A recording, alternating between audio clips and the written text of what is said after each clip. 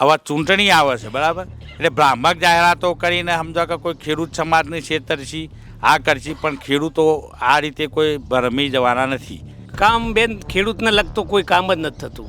એનું કારણ છે ખેતી કરતો ખેડૂત છે એ મિનિસ્ટર બને ને તો જ કામ થાય. જેને પાવડો પકડવાની ખબર નથી એ ત્યાં ઓફિસર બને છે, એ આની વેદના ક્યાં સમજી શકવાનો છે બેન? તો અમે તમને સત્તામાં લાયા, આટલા મત આલ્યા, મુખ્યમંત્રીથી તે દિલ્હી સુધી લઈ ગયા, પણ તોય તમે અમારી વાત સાંભળવા નવરા અને સ્વામિનારાયણ પંથનો અમલ કરતા શું વાર લાગે તમને મળવા? હસમુખભાઈ પટેલ અમને મળવા આવ્યા નથી, મળવા જઈએ છીએ તો એમને અમને સંતોષકારક કોઈ જવાબ નથી મળ્યો. એટલે મારે તો સરકારને વિનંતી છે કે ભાઈ અમે તો ભરુહાની ભેંસને પાડો જાણ્યો. અમને વિશ્વાસ હતો કે ભાઈ કોંગ્રેસ કરતા હારા છે, પણ તમે તો એના બાપ થયા, તમે એના બાપ. જમીન તો આજે ના મળે કાલે ના મળે, લોહિયારા થઈએ તો ભલે થઈએ, મરી જઈએ તો બેતાળ મારે. બાકી જમીન તો નહીં આપે નહીં જ આપે. હવે ખેડૂતોને કોણ જોઈએ છે? કોણ પ્રધાનમંત્રી? અમારે તો પ્રધાનમંત્રી જોવું છે સરદાર પટેલ જેવા, પણ અમારે ચોથી લાંબા. સ્વામિનારાયણ સંસ્થા મગોડી ગામમાં જમીન ખરીદી કરી તો એમનામાંથી પ્રસાર થતો હતો અને એમને ડાયવર્ટ કર્યો છે. તો એક સંસ્થાને ડાયવર્ટ કરવાથી બીજા હજારો ખેડૂતોને નુકસાન થયું છે. પછી કુદરતી હોય કે સરકારનો કૃત્રિમ હોય, પણ સવારે ઉઠીએ એટલે બજારમાં ભણેલા માણસ પેપર હોત તાણીઓ પ્રશ્નની ખબર પડે કે આજે હો દેશમાં આ થયું પેલું થયું. અમે તો સવારે ખાટલામાંથી ભૂઈ પગ મેલીને અમારો નવો પ્રશ્ન ઊભો થઈ ગયેલો હોય. વળતર તો દૂરની વાત રહી, પણ પહેલી એ જમીન સારી બગાડશો તો જ રોડ નીકળે છે, એના સિવાય બી રોડ નીકળી શકે છે, તો ત્યાંથી કેમ નહીં કાઢવો? અમારા જીવથી પણ મહત્ત્વની આ જમીન છે હવે, એટલે લડત આપવામાં કોઈ સમજો કે જીવ જવાનો નહીં, પણ કદાચ જશે તો વાંધો નહીં. મને ચૂંટણી પ્રત્યેની મારો ટાઈમ બગાડી હું એમને વોટ આલવા જાઉં, મારા ગોધીનગરમાં કોકનું કોક કોમ હોય તો પૈસા લેવાના, તો થતું નહીં. એટલે મને વોટ આલી મતલબ નહીં, હું ગામના સરપંચને હું વોટ આલવા જતો નહીં અત્યારે હાલની પોઝિશનમાં. ગમે તે સરકાર ગમે તે બળ પ્રયોગ કરશે તો અમે લડત આપશી. બાકી આ પ્રશ્ન મેન સરકારને ઉકેલવાની જરૂર છે, નકર આનાથી ખેડૂત સમાજ પર વિમુખ થાય અને નુકસાન પણ થઈ શકે છે, ચૂંટણીમાં પણ નુકસાન થઈ શકે. ભાજપને એટલા માટે બેન વોટ આપી છે કે સામે કોંગ્રેસ રહી નથી, એટલે સારા વ્યક્તિઓને સમજી લો, નહીં તો રાજ કોંગ્રેસને આપીએ. હવે આશા ખરી, કારણ કે બધા ભેગા થયા છે તો હવે કોઈ આશા નહીં. હવે અમે ચૂંટણીનો બી બહિષ્કાર કરશું, કારણ કે અમારે તો અમારું કોઈ સાંભળતું ખેડૂતોને કોઈ સાંભળવા જ તૈયાર નથી.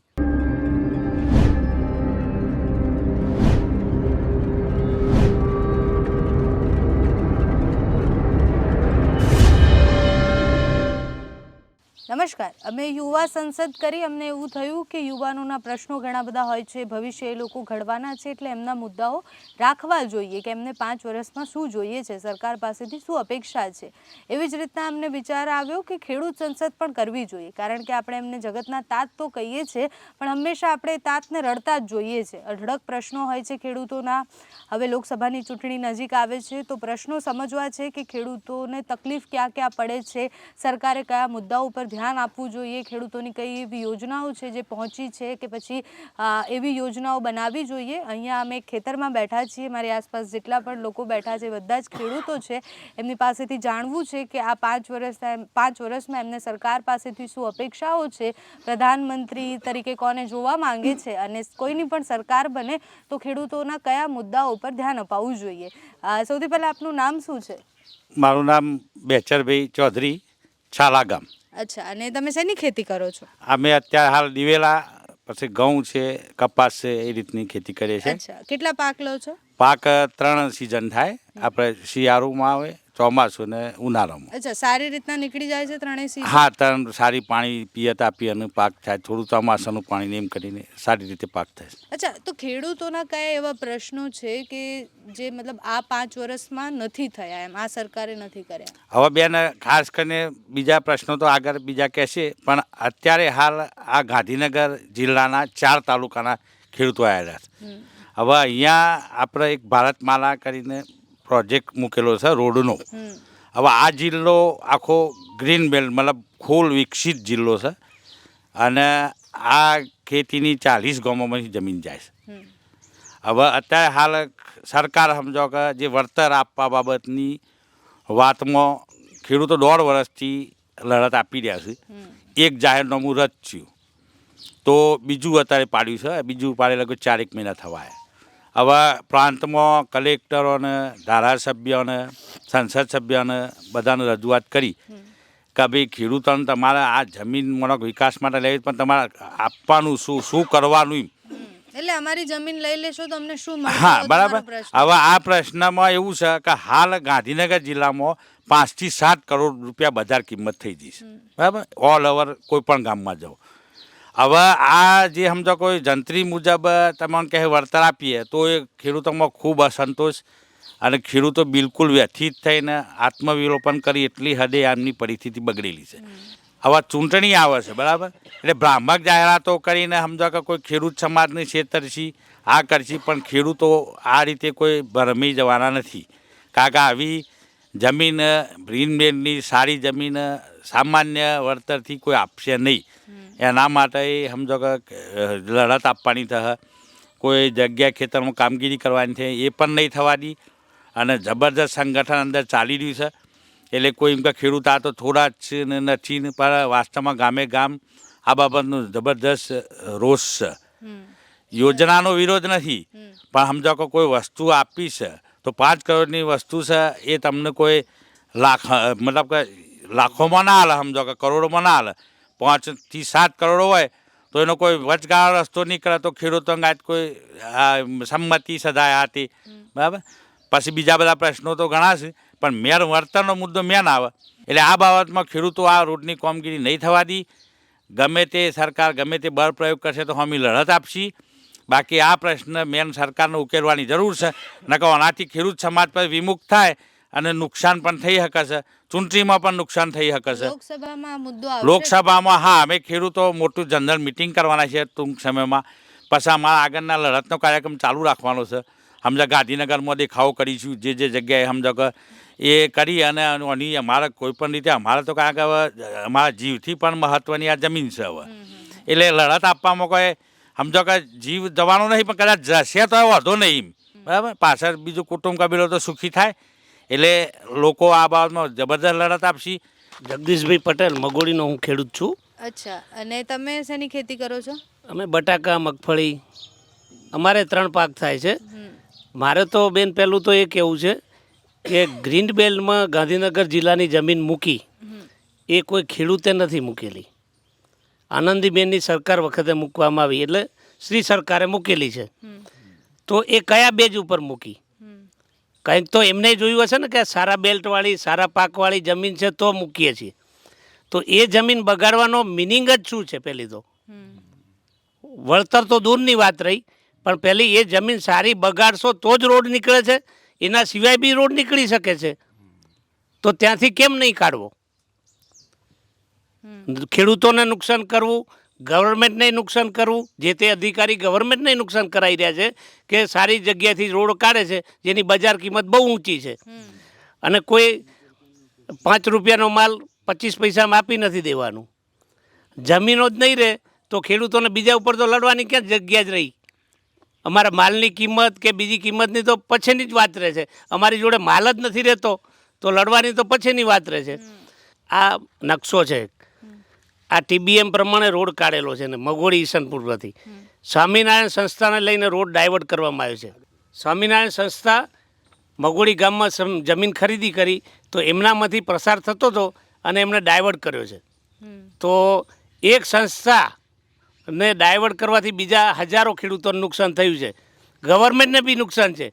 50 નવા સર્વે નંબરો ખરીદવાના ગવર્મેન્ટને આવ્યા છે.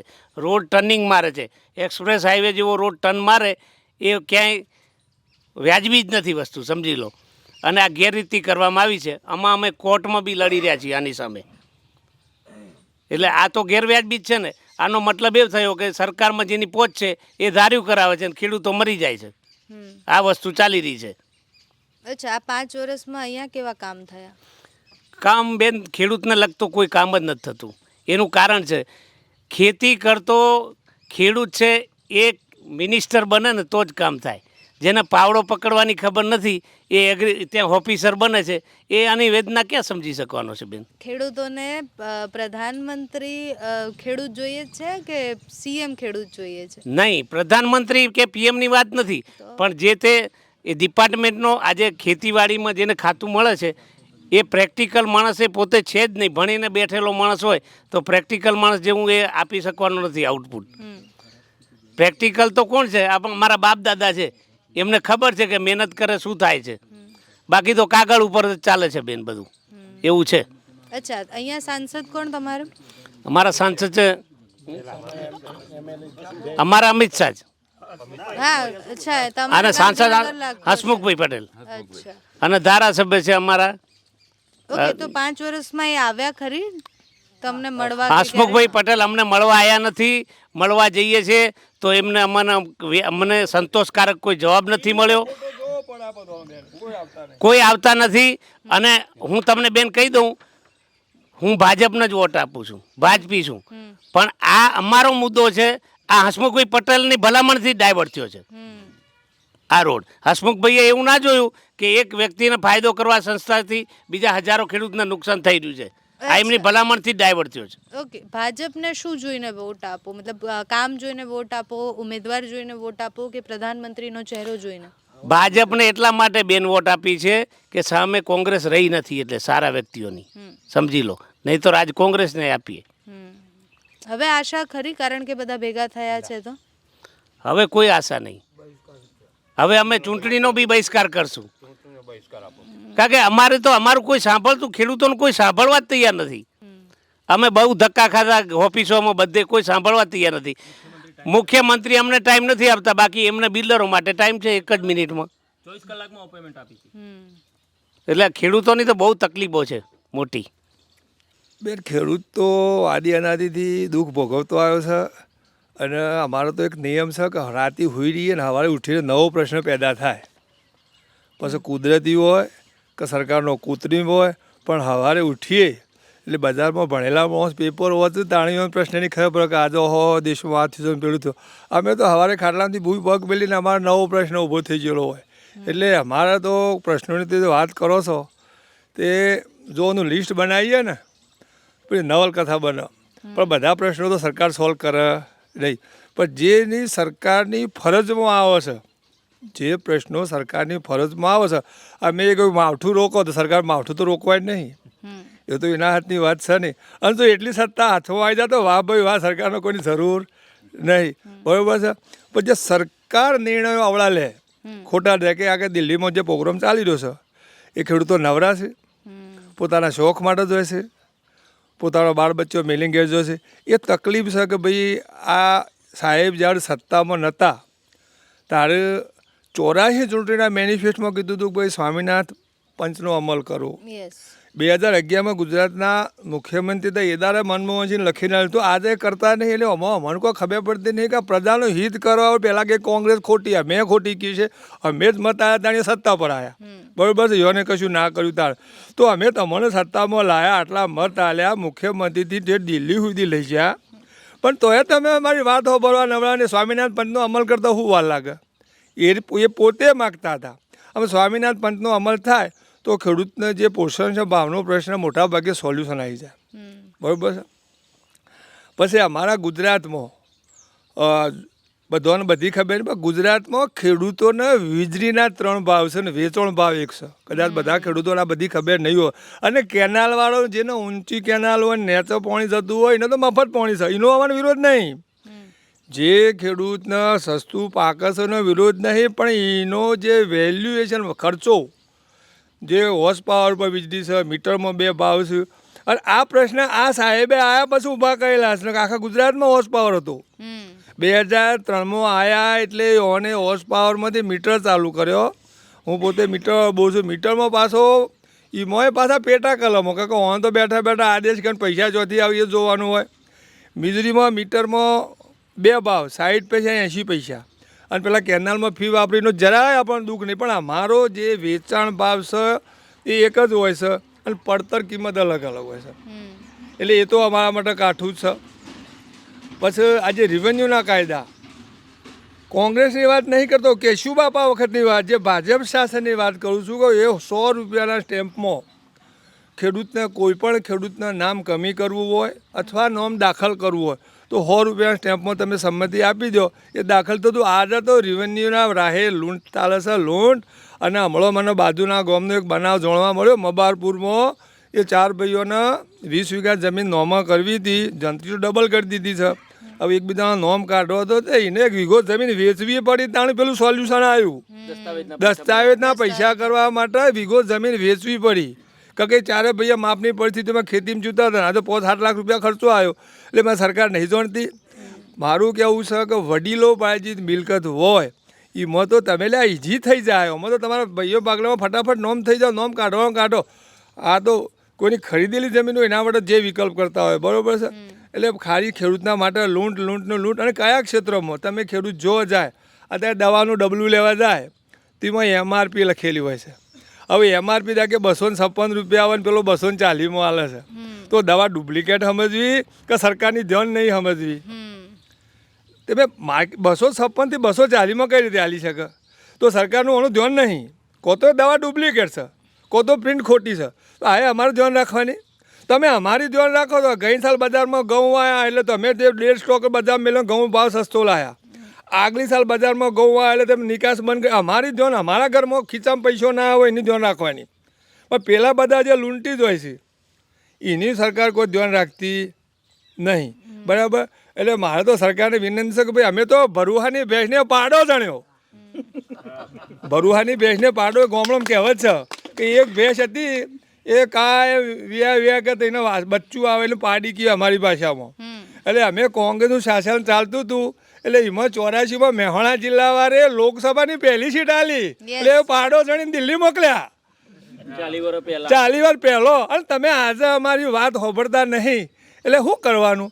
અમને વિશ્વાસ હતો કે ભાઈ કોંગ્રેસ કરતા હારા છે, પણ તમે તો એના બાપ થયા. તમે એના બાપ. કાકા અમે છેલ્લા 2 વર્ષોથી કોઈ પણ પ્રશ્ન કોઈ પણ જગ્યાએ લઈને જઈએ, વીજળીનો હોય, ખેત ઉદ્યાનો હોય કે ભારતમાં, કોઈ અમારી વાત તો સાંભળવા તૈયાર નહીં.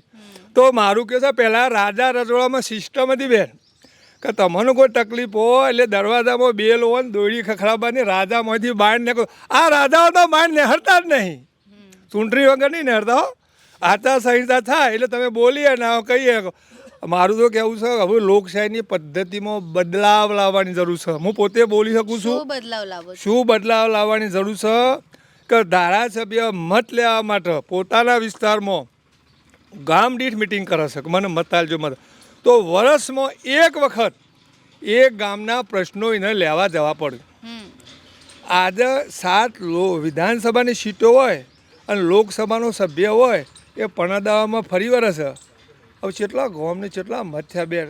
હું તો ગણું મને તો ઓગળીથી ગણી શકાતું નહીં. તો અહીંયા ફરી શકે છે પણ કે 5 વર્ષમાં કોઈ આવ્યા છે એકાય?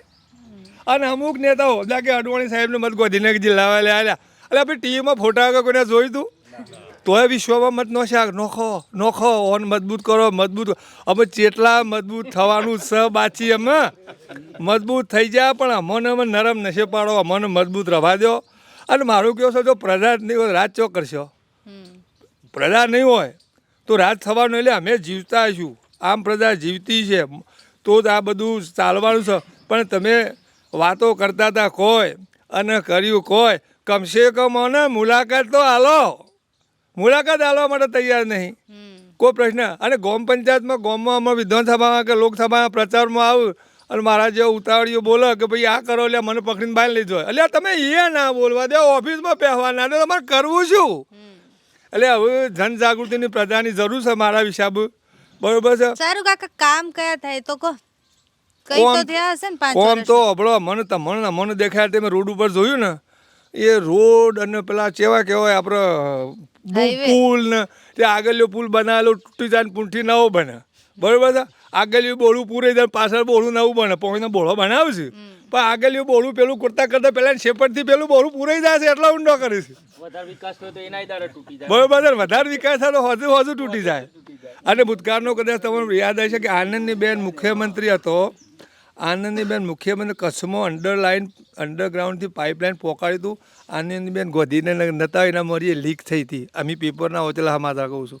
એટલે આટલું બધું કોમ મજબૂત છે. અને તો યુવાને સજાય થવાની નહીં, યુવાના પાસેથી પૈસા પાછા લેવાના નહીં, અને બધું જેને હાલ્યું એ કૃષ્ણાર્પણ. પણ ખેડૂતનું લોહી શું કામ પીવો છો? મારું તો એક જ કહેવું છે. તો હવે ખેડૂતોને કોણ જોઈએ છે? કોણ પ્રધાનમંત્રી? અમારે તો પ્રધાનમંત્રી જોવું છે સરદાર પટેલ જેવા, પણ અમારે ચોથી લાંબા. અમને આમ જનતા વગર એવો નેતા ના મળે કે જેના મોદગીમાં ખિસ્સામાંથી 250 રૂપિયા નીકળ્યા હતા, અને ઓનો ખિસ્સો ખંચેલો કેટલા પૈસા નીકળી છે ખબર માપ નહીં ના. બરોબર છે. આવા નેતાઓની દેશમાં જરૂર છે. વાતો મોટી કરે મેળ ના આવે. તો જે વસ્તુની વાત સરદાર પટેલનું સ્ટેચ્યુ બનાવ્યું એનો આનંદ છે, પણ સ્ટેચ્યુ એકલું બનાવે નહીં, યુવાના આદર્શોને વળો, યુવાના સિદ્ધાંતોને વળો. એકલું સ્ટેચ્યુ મહાત્મા ગાંધીનું. અને આપણે કહીએ કે નેતાઓ નવરા નહીં. મહાત્મા ગાંધી જાણે આઝાદીની લડત લડતા હતા ત્યાં જે સવારે વહેલા પ્રાર્થના કરવાનો ટાઈમ હતો, પણ યુવાના સમયમાં જે આખા ભારતમાંથી કાગળો આવતા હતા પ્રશ્નો, યુવાને 1 લાખ પત્રોનો જવાબ આલેલો છે. તમે એકનો તો લે આલો. મહાત્મા ગાંધીને જેલમાં રહે 1 લાખ પત્રોનો જવાબ આવ્યો હતો પ્રજાને. અને તમે તો કોને જવાબવાળા બનતા હતા ને અમારો પ્રશ્ન પૂછતા કે આ તો જવાબ તો હાલવાના નહીં. એટલે લોકો પૂછવા મોરી ગભરાઈ જો કે પૂછવામાં શું ફાયદો છે આ પ્રશ્નનો જવાબ. પરિવર્તન લાવવા માંગે છે ખેડૂતોને તો અમે આ બધું ના કીધું. બરુહાની ભેંસવાળી વાત ચાલે, અમે બરુહો ઉઠી ગયો છે. બરોબર. મત તો અમે તો નોસી છું કે અમે તો પેલા ઘેટોણા ટોળા જેવા આગળ જો રબારી કે કોઈ વળવા નહીં, અમે વળીએ પાછા. બરોબર. એટલે આરું હું વ્યક્તિગત વાત નહીં. એટલે અમારું આ બધું છે ને, અમારું સંગઠન મજબૂત નહીં. બરોબર છે. અને મજબૂત સંગઠન તો સરકારના ખોળે બેસી ગયું છે, એમાં અમારું કોઈ ચાલતું નહીં. એટલે હવે જો અમારા વિસ્તારમાં અમારી કોઈ વાત સાંભળવા નહીં આવે તો અમે હજુ મિટિંગ કરવાના છીએ. સર્વાનુમતે નિર્ણય લઈશું કે ભાઈ શું કરું છું. અત્યારે હું પોતે કહી શકું નહીં કે આ થશે કે પેલું થશે. એ તો હું છે. કાકા બધા વિપક્ષો ભેગા થયા છે, એના ઉપર તમને વિશ્વાસ ખરી એમ કે બધા ભેગા થયા છે તો આ વખત ટક્કર આવશે? બેન, આ તો લોકશાહીમાં પ્રણાલી હોય, જે પક્ષ મજબૂત હોય એના અમે ટક્કર રાખવા માટે વિપક્ષોને એક થવું છે. આ ભાજપવાળા કે અમે ન થાય. 1989માં જનતા દળ ભાજપ બે કોંગ્રેસના હરાવા ભેગો નહોતો થયો. કાશ્મીરમાં શું કર્યું? આ તો બધો રાજકીય ધંધો હોય. જે કરી હું સારું કરશે આપણને ખબર નહીં. ને ગુજરાતમાં સત્તા આવી, ચમનભાઈ બેઠા એ વખતે કોલોબરેશન જનતા દળ ભાજપને કોલોબરેશન કોંગ્રેસને હરાવી દીધી. 29 સીટો આવી હતી કોંગ્રેસની એ દિવસ. આ મને હજુ યાદ છે.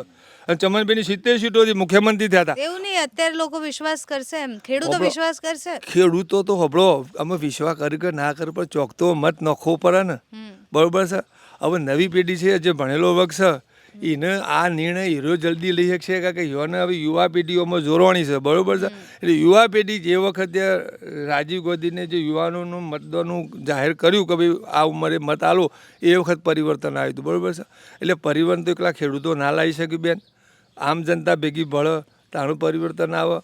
અને અમારી વાત જો અમારો મંત્ર છે જીવો ને જીવવા દો. અમારે તો આખું કોમ કરવું છે અને આખું રોજ ઠાજા ભાજા ઊંઘવું છે. પણ અમને નવા પ્રશ્નો ઊભા ના કરે તો અમારે તો બીજું કોઈ કરવું નહીં. ને કે અમે ઓહન જ લાયા છીએ, બીજું કોઈ લાવ્યું નહીં, પાકિસ્તાન લાયા નહીં. બરોબર છે. એટલે અમને તો અમારી વાત હોભળી તો અમારે તો હજુ મતીઓને આલો છે, પણ કોઈ અમારે આમ બારીમાં પહેવા દેતું નહીં, ડોચ્યું કરવા દેતા નહીં, તરત કાચ પાડી દીધી ને બાર રસ્તા અમને હરતું, એસીમાંથી બહાર ને હરતા નહીં. અચ્છા, પ્રધાનમંત્રી ગમે તમને? પ્રધાનમંત્રી તો મેં શું કીધું કે અમારે તો સરદાર પટેલ જેવા પ્રધાનમંત્રી જોવું. એવું નહીં, અત્યારે છે. હા, અત્યારે છે, ગમે છે આ પ્રધાનમંત્રી. હોભળો મારી વાત. આ પ્રધાનમંત્રીની આપણે વિરોધ નહીં. પ્રધાનમંત્રી દેશનો વિકાસ કરે છે, વિકાસ કરીને ના નહીં, પણ અમારો ખુદનો વિકાસ અટકી જશે. એનું શું? અમારું ઘરમાં અમારા પરિવારનું ભરણ પોષણ કરવા માટે અમારા જોખમ અમારો બાળ બચ્ચો નાખ્યો, અમે ખેડૂત મટી જશે, જે બિન ખેડૂત થઈ જશે એ યુવાના પરિવારને જીવવા માટે જો જીઆઈડીસીમાં બીજા ત્રીજા અધરું અનુકરણ કરવું પડશે. એટલે અમારા પરિવારનું જોવાનું કે સાહેબના પરિવારનું જોવાનું. સાહેબ તો આખો ભારત દેશોનો પરિવાર છે. બરાબર. પણ અમારો પરિવાર જોવો પડે. તમારા નજીકના કોઈ સંબંધીનો તમે જાણો ઇમરજન્સીમાં ભાઈનો અકસ્માત થયું છે તો તમે તેઓ ખબર કાઢવા છો કે ના જો. સારું. બીજા નંબરમાં તમે નીકળ્યો ઘેરથી અને તમને ખબર કે તમારા ભાઈનો પગ ભાગી જશે તો પહેલાં તેઓ જો કે ભાઈના પાણી જો ભાઈના પાસે જાય તો પહેલાં એ જોવાનું હોય ને, કુટુંબ પરિવાર જોવાનું હોય ને. એટલે અમે બીજા પરિવાર અમે અમારો પરિવાર તમારે સંભાળવો પડશે ને. એ છોકરો પૂછવાના એને શિક્ષણ આપવું પડશે. એટલે અમારે તો અમે દેશના વિકાસમાં હું તો અમે એમાં સહભાગી છીએ કાકા. આ બધું સરકાર તો એમ કહેશે કે ભાઈ અમે ખેડૂતનો ટેક્સ લેતા નહીં, પણ દિવાળીની પેટીમાં અમે ટેક્સ તો આલીએ છીએ. કોઈ ટેક્સ વગર કશું આવતું અમારા ઘરમાં નહીં, બરાબર છે. એટલે અને યોને આટલું બધું આ કૌભાંડ પેલા બોન્ડ કર્યા છો અમે એની ઉઘરાણી જગ તમે ચોથી લાવ્યા તો યોનો વિષય છે, એ અમારે કોઈ લેવા દેવા નહીં. પણ અમારે તો અમારું હિત હમો છે અને અમારું શોષણ ના થાય અને અમારી વાત હોબળે એવી સરકાર આવે તો અમે રાજી થઈએ. હવે હું તો આ બધી નજર નાખું છું. એકલા હનુમાનજી હતા રામાયણમાં, બધા બહુ ભક્તો હતા, પણ હનુમાનજીને સાતી બાતીને રોમ બતાવ્યા હતા કે આ મારી સાતીમાં રોમ છે. આમાં ચિયો રોમ બતાવો કે હું ખેડૂતનો નેતા છું? બતાવો, કોઈ બતાવો છે કે હું ખેડૂતનો નેતા છું? તો અમે મારો આના પર હને સિમ્બોલ મારું કે કોણ સારો ને કોણ ખોટો. અને સત્તા આવ્યા બસ તો બેન બધા ઘોડા થઈ જાય છે. આ તો નાવન ટાક અઘરી. એટલે આ બધું આવું છે. એટલે ખેડૂતના પ્રશ્નો છેલ્લા 10 વર્ષથી એની એ જગ્યાએ છે, બરાબર છે. કોઈ અમારા પ્રશ્નોમાં હા ઉપર નવી લૂંટ વધી છે, બાકી અમારા પ્રશ્નોનું સોલ્યુશન અમારે બિલકુલ આવ્યું નહીં. કામ કર્યું એટલે પહેલાં તો અમારા ગામના પહેલાં આવીને તમે રોડ જોઈ જાઓ. મારા ગામમાં જવાના રોડ રસ્તા જોઈ જાઓ, પછી ખબર પડે કે આ ભારતમાલા બનાવો પહેલાં પડે કે આ પડ. અમારા ગામમાં જવાનો રોડ એટલો ખખડધજ છે, ગામમાં એકલો નહીં ફરતો કોઈ જગ્યાએ જવાય એવો સારો રસ્તો જ નહીં. અચ્છા, એટલે વિકાસના કામ જે થવાના હતા એ કશું થયું નહીં. અમારા ગામમાં કશું કોઈ વિકાસનું કામ થયું જ નહીં. અને આ બીજા બધા ગામોમાં જેના જે ધારાસભ્યો ને એ બધા હોય, અરે જે આ તાલુકા પંચાયત વાળાને બધા, એમના ગામમાં નારીએ બારીએ બધા રોડ ટન અને અમારા ગામમાં કોઈ રોડ છે નહીં. એના સિવાય શું પ્રશ્નો ખેડૂતોના? અમારો પ્રશ્ન પહેલો તો ભારતમાલાનો છે. ભારતમાલાની અંદર મારી 27 વીઘા જમીન જાય છે. હાલની તારીખમાં મારો જમીનનો ભાવ 5 કરોડ રૂપિયા છે. 145 કરોડની જમીન જાય છે મારી. હવે આ લોકોને હું જમીનમાંથી રોડ નહીં કરવા દે? એ લોકો અત્યારે હાલમાં છે વીઘા 10 લાખ રૂપિયા હાલવાનું જંત્રી પ્રમાણે આપણે ગણીએ એ લોકોને આપણે પૂછ્યું નથી, બરાબર. તો જંત્રી પ્રમાણે ગણો તો વીઘા મારા 10 લાખ રૂપિયા આવે છે. એટલે મારા બાજુમાં કોકનું કોક ખાલી મકાનના પ્લોટ જેટલા પૈસા આવે ખરા? તો હું અમને આલુ ખરો? જમીન તો આજે ના મળે કાલે ના મળે. લોયારા થઈએ તો ભલે થઈએ, મરી જઈએ તો બેતાળ મારે. બાકી જમીન તો નહીં આપે નહીં જ આપે. અને મેં તો કેટલોય જણને માર્યા. હું કોઈને ખેતરમાં ઘૂસવા દેતો જ નહીં. મીડિયા દ્વારા ચોખ્ખું મુડક કહું છું કે મારે છે. મારા મારવાથી તો 42 ગામના સરપંચ તલાટીઓને ભેગા કરવા પડે એમને તાત્કાલિક. એટલે કોઈને છોડવાનો તો એ નહીં. અમે બૈરું છોકરો બધો આગળ આવી જઈએ, મરી જઈશું નહીં, બૂન પહેણાવા જઈએ તો અમે જેલમાં ગાલ છે. જમીન લઈ લે એટલે કશું અમારે જોડે રહે નહીં. ખબરો જેલમાં રહેવું કે અરે કદાચ છે ને અરે મરી જાય પણ હાટો 25 જણને ઉડાડીને અરે એટલું યાદ રાખજો 2 કરોડ અવરા કરવાની ગણતરી મારી છે. અચ્છા, આટલો આક્રોશ કેમ? સરકાર પાસેથી તમારી અપેક્ષા શું છે આ 5 વર્ષ? મારી અપેક્ષા એક જ છે કે પહેલા બેન આ લોકોએ 70 ડિગ્રીનો વળાંક જે આપ્યો છે એ ભારતમાલાની અંદર 70 ડિગ્રી વળાંક હોતો નથી. કાયદો એવું કહે છે. આ 70 ડિગ્રી વળાંક આર્યો કેમ? અને બીજી એક વસ્તુ કે જે 2 નંબરનું સર્વે કર્યું છે એ બાજુ જમીનના ભાવ ઓછા છે, એ પાણી નથી. અને અમારી જમીનમાં કે પાણી ખારું છે. રાજકારણની જમીન આવે છે ને એટલા દખા આ લોકોએ 2 નંબરના રોડના બદલે 1 નંબરના રોડમાં ફાળવેલી છે આ જમીન. અને એ બાજુ ભાવે ઓછા છે, પાણી બી ઓછું છે અને બધી રીતે ઓછું છે. પણ એ લોકો એમને બચાવવા માટે અમારા ગ્રીન બેલ્ટમાંથી આ જમીન લીધેલી છે. ઓકે. અને આ વખતે સરકાર એવું મતલબ ભાજપ એવું કહે છે કે 400 પાર આવશે, તો શું લાગે છે આ વખતે 400 પાર? હું જો હું તો વોટ આલવા જતો જ નહીં. મને ચૂંટણી પ્રત્યેની મારો ટાઈમ બગાડીને હું એમને વોટ આલવા જાઉં. મારા ગાંધીનગરમાં કોકનું કોક કોમ હોય તો પૈસા લેવાના તો થતું નહીં. એટલે મને વોટ આલી મતલબ નહીં. હું ગામના સરપંચને હું વોટ આલવા જતો નહીં અત્યારે હાલની પોઝિશનમાં. અચ્છા, કેમ કોઈ પક્ષ ગમતો નથી? મને અરે એમનું જ કરે. એ લોકો શું હતા ને શું બન્યા, કેટલા કરોડોની એ લોકો જોડે પ્રોપર્ટી થઈ છે. એ લોકોની હું પહેલાંનું તો તમે સર્વે કરો ને અત્યારનું કરો હોબરો, અને એ લોકો જોડે અત્યારે કેટલા કરોડોની પ્રોપર્ટીના ભોણિયા નોમે કરી હોય ને, ફઈના નોમે કરી હોય ને, બુબુડના નોમે હોય ને, બધું એવું કરેલું છે. રાજકારણ ગંધામ ગંદુ રાજકારણ. મને રાજકારણમાં કોઈ ઇન્ટરેસ્ટ નથી. કોંગ્રેસ ગમે? કોઈ જ નહીં. કોંગ્રેસ કે ભાજપ કે અપક્ષ કોઈ ગમતી જ નહીં. મને તો એટલી ખબર પડે, મારી જમીન છે ને આજે ના જવી જોઈએ ને કાલે ના જવી જોઈએ. મારા બૈરા છોકરોનું ભરણ પોષણ એ જમીનમાંથી પેદા કરીને હું કરવાનું છું.